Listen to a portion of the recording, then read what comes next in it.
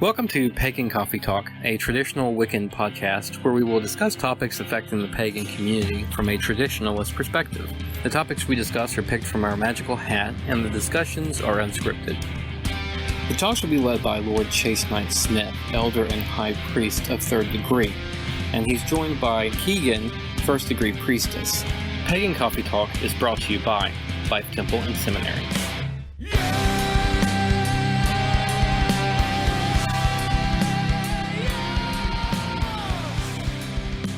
Welcome to Pagan Coffee Talk. I'm Keegan, and as always, Lord Knight. So what's our topic today? Personally, what is a tradition to you? Well, let's start this by having you look up the word tradition.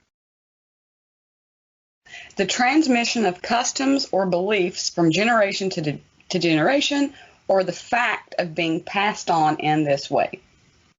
Or a doctrine believed to have divine authority, though not in the scriptures. That's a tradition. Yep.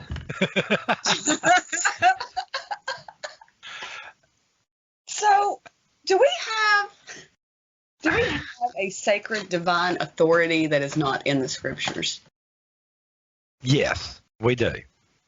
What we have is, we have our teaching. And again, you got to remember, we are a mystery tradition. And which, for right now, all I'll say about mysteries are there are two types. There are traditional mysteries, and then there are what I refer to as universal mysteries. Okay. And when we're talking about traditionals and stuff like that, we're talking about those traditional mysteries. Now, these are mysteries that we can tell you what they are and why. The universal mysteries, not getting into big details, until you experience them, you ain't got a clue. Okay. Scooby-Doo ain't going to help you with those. No, Scooby-Doo's not going to help you with those. Research won't help you. Thinking won't help you. But until you go through them, you won't understand them. So you were taught the same information I was taught by Lord Men. Okay. Make sense so far? Yeah. Which makes it a tradition. A tradition can be as simple as reading a poem. There's a certain poem in our tradition that we read every time during Samhain. But to me, it's the same poem every year that's read. The ritual, the bulk of the ritual might change and diverge a little bit. And that's what everybody gets confused about when we talk about traditionalist. Yes, we believe in a certain way of doing things, a pattern of how you learn and the steps that takes to get initiated and all this other stuff. Traditionalists use initiation for joining their coven. Right. What about solitary practitioners or the eclectic? I can't speak for them. Way back in the day. Way back in the day. When I did solitary, I found that, I would do certain things repetitiously. There are certain things I would do for my full moons and my aspats over and over again. So, speaking from that viewpoint, tradition comes in there. I don't see how it don't. What's the difference between tradition and ritual? What do you mean? Well, a ritual is a set of things that you do every time. But like the story you tell me with the meat being cut, with the ends being cut off to fit in the pan, was that a ritual or was that a tradition? And is there a difference between the two? That is a tradition. Which now you got everybody confused because now they don't know what in the world you're talking about. Well, I'm sorry. It's a question that came into my head. All right. So first of all, let's look at the story. The story that Lord Men told me, in which I love this story, hence the reason I probably tell it all the time, is, there's this little girl, and she notices her mom cutting the ends off a roast. So she looks at her mom, "Hey, Mom, why are you cutting the ends off the roast?" And her mom responds, "Because it makes it taste better." "But why?" I don't know. It's the way your grandma did it. You'll have to ask her when she gets here. Little girl's satisfied with this. Then the grandma shows up. She looks at her and goes, "Hey, Grandma, why does cutting off the ends of the roast make it taste better?" "I don't know. You'll have to ask your nanny when she gets here. Because, when I was raised, she taught me to do the same thing. So I just taught your mom." So her nanny shows up. She climbs up on her nanny's lap and she goes, "Nanny, the roast that you've taught Grandma and my mom to cook tastes absolutely wonderful. But how come cutting off the ends of the roast makes it taste better?" Her nanny looks at her and just in complete confusion for a moment, thinks about this problem, and then answers her, "Lord, child, I did that to make it fit in the pan."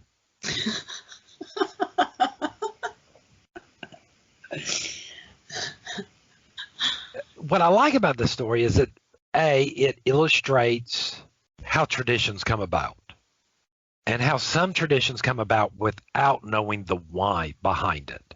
Right. And that's what I see mainly in people who do traditional craft, who part of covens and temples and stuff like that. They're taught the why behind it. Right. And some of them are traditional mysteries, which we're not allowed to discuss out in public. I could talk to someone, another traditionalist of another tradition other than mine, to some extent about some of these mysteries. But if I'm meeting someone who's a solitaire or something like that, probably not. Let's look at it this way. There are certain things that most traditionals, not all I can do is speak about my tradition, Right. that we do in a certain format. You show up, you study. We give you 13 classes, and you study. You pretty much learn how to, in those classes, how to function in temple. And we tell you off the bat, hey, this is a way. It is not the way. We are not the holy of keeping of, all that is true. This is just how we do it. And basically sit there and tell you that, okay, this should give you enough information to where you could go to any traditional temple or any temple anywhere and pretty much know what in the world's going on and be able to function in a certain way and be able to adapt to that environment. Because, you do have some temples that are less traditional and some that are more traditional where, you might go into a temple and they don't follow all the protocol that we do. Would they have protocol? It really depends on that tradition.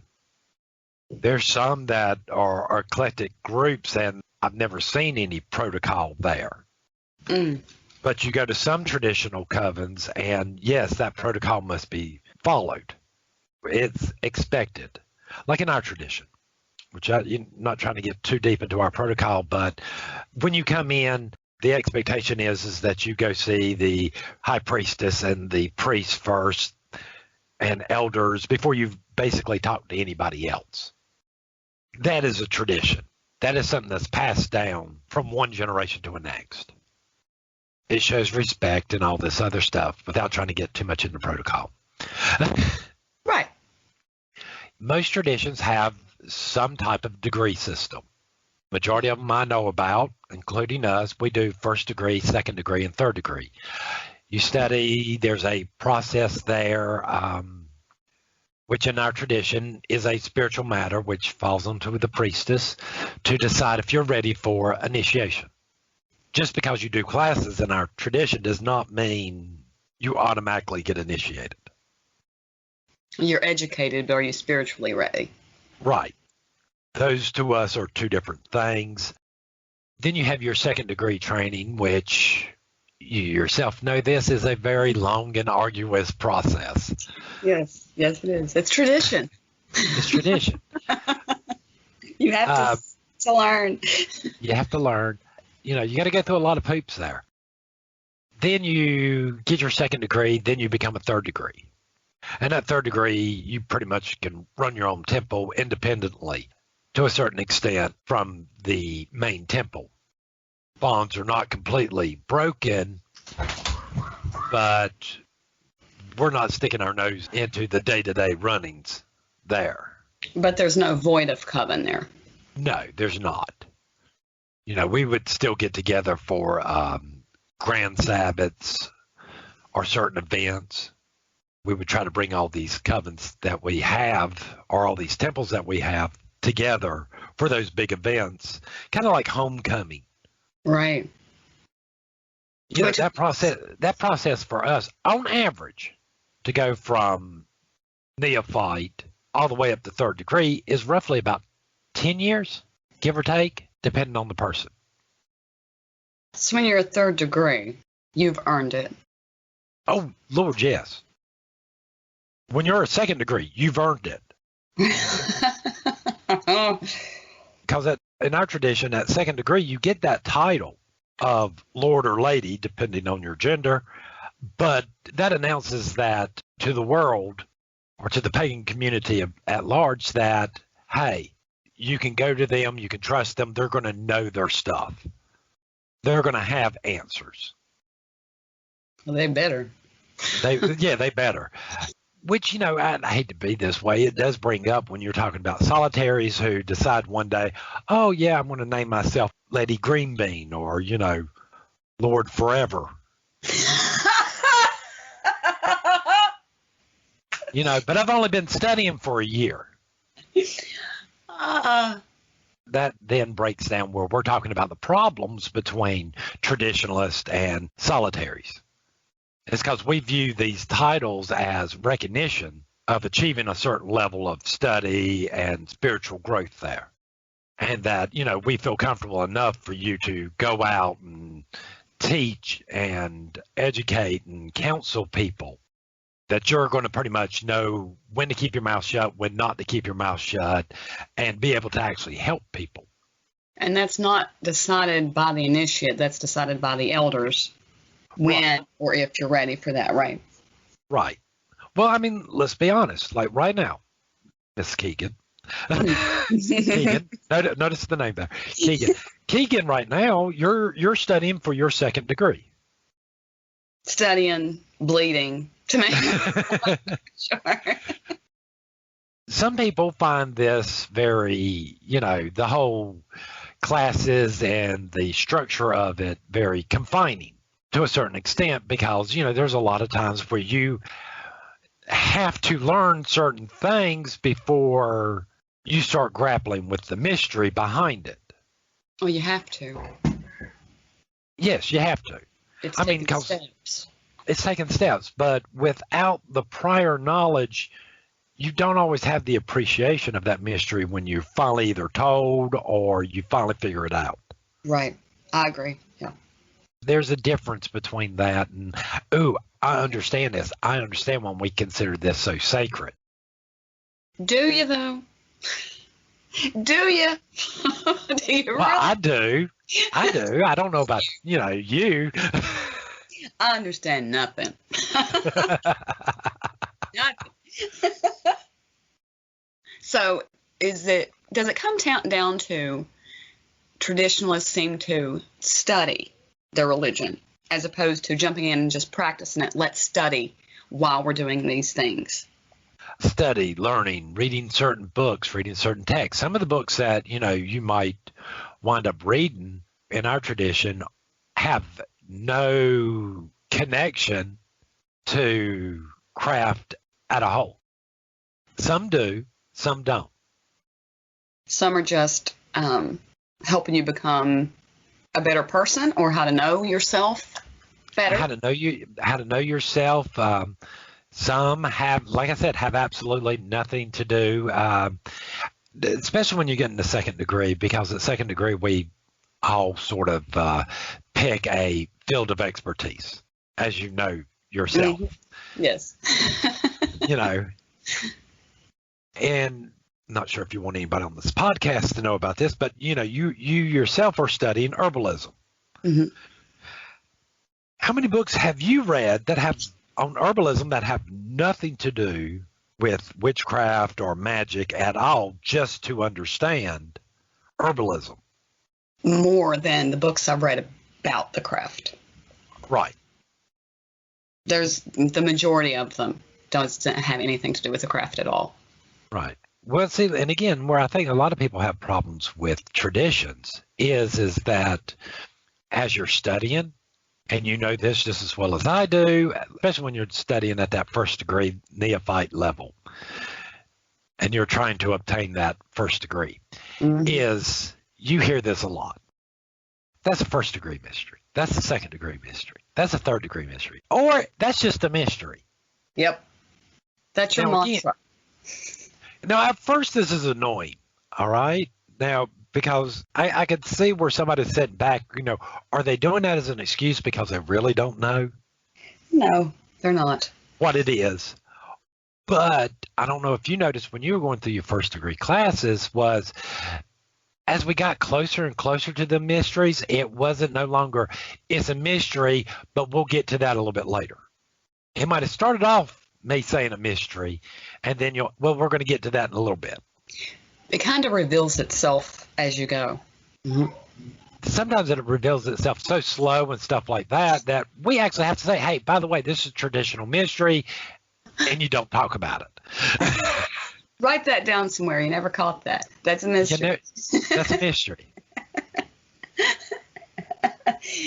Because, sometimes even, again, you can verify this, we'll be teaching stuff, or I'll be teaching stuff, and it's like in the first classes and stuff, and I've told you a bunch of mysteries, and y'all don't realize it until later.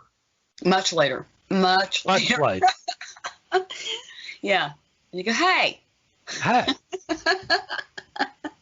Because we'll start mentioning this at 9 times out of 10. I have a student sitting there raising their hand going, hey, wait a minute, you talked about this back then. Yeah. Yep. And here's the significance of that. Yes. Oh, now I get it. Right. Yeah, and you never set us down and say, okay, time for the mystery unveiling. No, the majority of the time it's not that way. Hence the reason I'll sit there and I'll tell people, God forbid anybody actually listens to me. It's very few and far between students that do this, is I will sit there and say, hey, write down all your questions. All right? Because it always happens. As soon as you leave, you're going to think, I should have asked this, blah, blah, blah.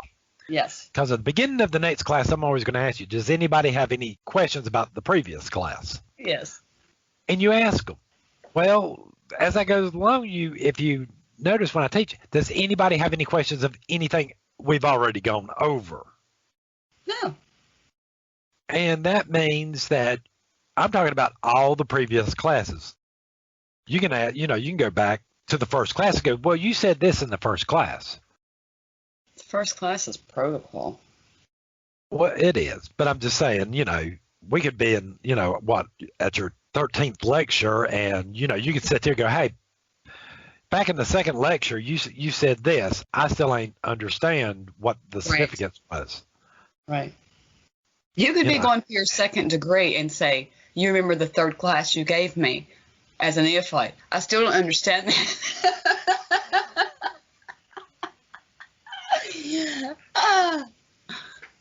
I don't think we do have our rules. We do have our regulations.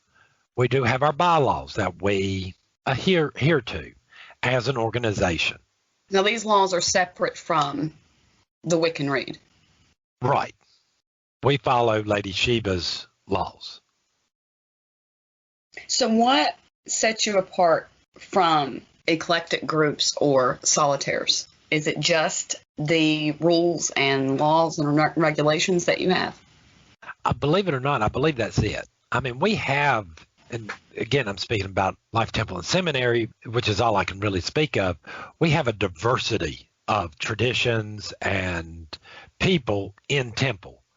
And I think where a lot of people get confused is, well, all we're saying is when we come together, regardless if it's a full moon or a Sabbath or a grand Sabbath, this is how we're going to operate.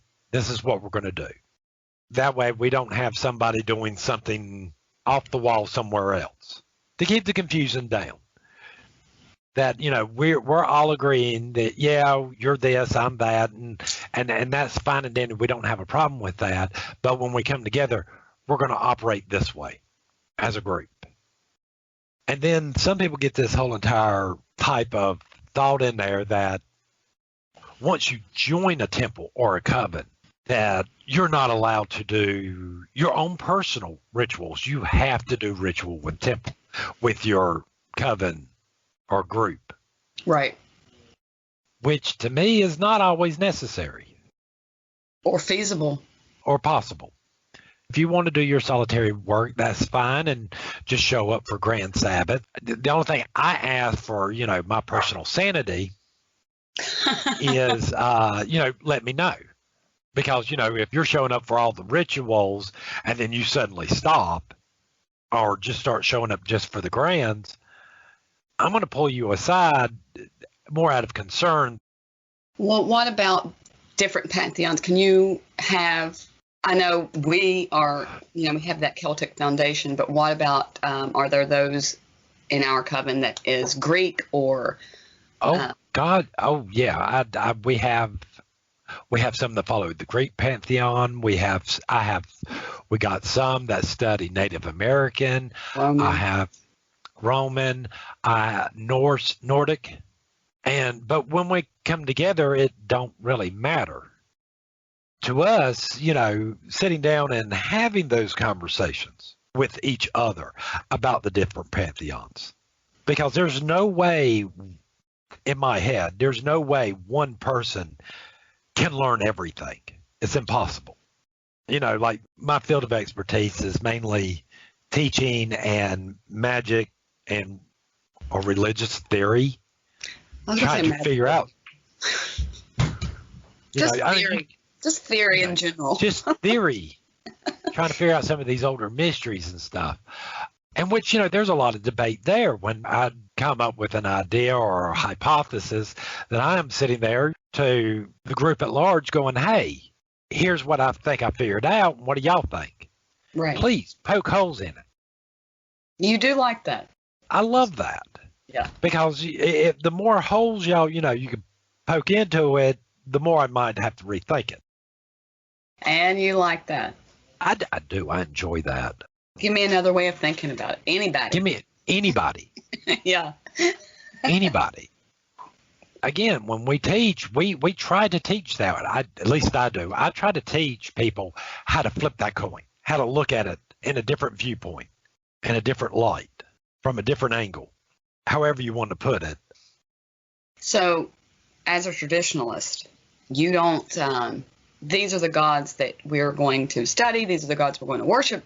It's going to be this path only. There's no room for change or anything different. That's not a traditionalist. Not to me. The traditionalist, to me, is having those formal studies. Again, certain rules. For example, if someone in your area, Keegan, which, me and you do not live close to one another. No. Anymore. But anybody in your area, I might get a message from that goes, hey, can you do a house blessing, blah, blah, blah. I really can't get up there at the time. I would call you because as a first degree, you're allowed to do a house blessing. Where second degrees are allowed to do other things, but we're only talking about under the auspices of temple. Okay. So, like I was saying, if somebody was called to have their house blessed and I couldn't get to them, but they live closer to you, I could call you and say, hey, go do this house blessing here. You would be going as a representative of Life Temple and Seminary, and as a first degree, you can do that. Now, with that said, Julia or Bill or Bob down the street that happens to be friends with you come up to you and go and start asking for your advice and stuff like that. That's not you being a representative, even though they might know your religion. That might not be, that's not what I would consider you representing temple. Oh, my own personal advice? Your own personal advice. Right. People have weird concepts about what a traditional is. Yes. A lot of them think we're like really stiff shirts, Yes. that, we're always serious. Mm-hmm. We're really not. No room for change. Can't. No. This way. No change. Can't look at things different ways. We are completely rigid. And, Yes. once you join us, you can't do this and you can't do that. And no, there are just certain things you can't do in the name of that temple. If you think about it in the business world, I'm not going to ask the janitor to put, an electrical device together. Right. Right. You're not going to sit there and ask a secretary to go outside and run a CNC machine. Right. Who has no clue what in the world a CNC machine is to begin with. I'm not going to sit there and ask a first degree to do a job that is required by a second degree. Yeah, we all have our jobs. We all have our jobs. Right. And that's to make temple run smoothly. Yeah. Nobody's a slave. Nobody has to do things. Yes, sometimes most of our temples are run in people's homes. People have lives and stuff like that. So you might be going to a temple ran by a third degree, and that third degree might go, hey, you know what? Full moon's coming up. We're going to be doing, we're going to be doing ritual at this time. I barely get off work to meet this time schedule where we have all decided that we can meet at. So can I get some first degrees to come over or some people to come over and help clean up the house right quick? Or bring the offering, make the offering, bring the offering. Right. Yeah, bring the cakes and, can you bring the cakes and wine? Can you bring cakes? Can you bring wine? We're running low on candles and stuff like this. And I don't think what we're asking is a lot. It's nothing I haven't ever done myself. As a first degree, I had the responsibilities of a first degree. Lord man would sit there and go, hey, we're doing ritual. Come over. You need to help me get cleaned up and set up. Well, you learn that way too. Even if your elder is sitting there and you are cleaning or setting up the altar or cleaning the tools or whatever, there's conversation going on there. I think there's a lot of learning to be had. There's a lot of learning.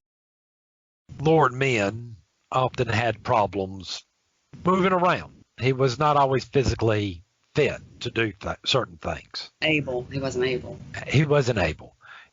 Me and my longing years here, I cannot physically do as much as I used to.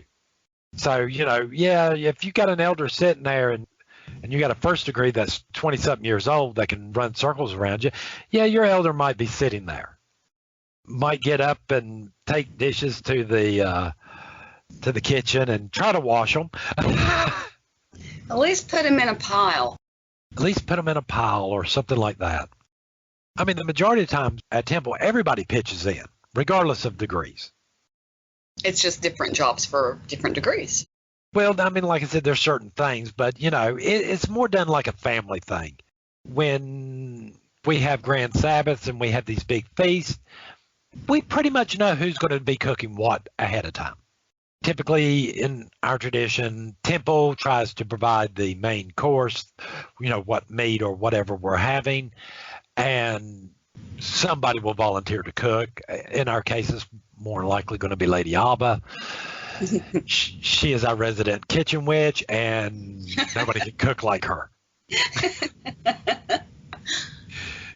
You eat some of the stuff she makes. It makes you want to go home and slap your mom, going, "Why don't you cook? Why didn't you ever cook that way?"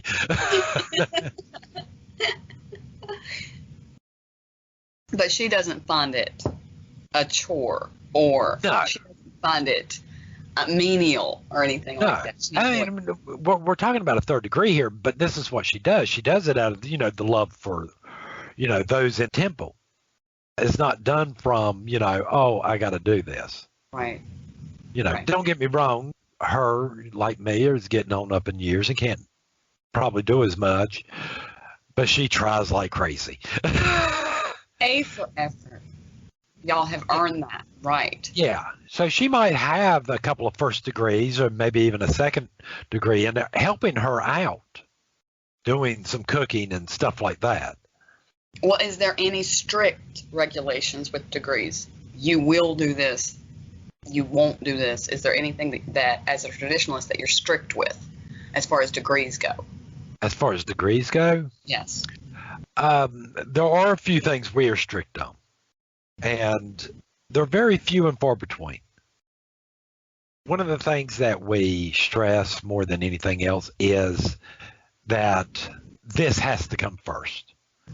And a lot of people have a problem with this concept because they think, okay, that means I have to be there at every ritual. I've got to be there at every meeting, whatever, and dedicate myself to this and, forego having a social life or family or anything like that. I don't see that as true. When we say this comes first and you show up for ritual. We're going to use one of my little sayings here. The ox story, right? Right. If your ox falls in the ditch on Sunday, either A, get your ox out or go to church. Get your ox out. If your ox falls in a ditch every Sunday, either kill the ox or fill in the ditch. Right. I love that one.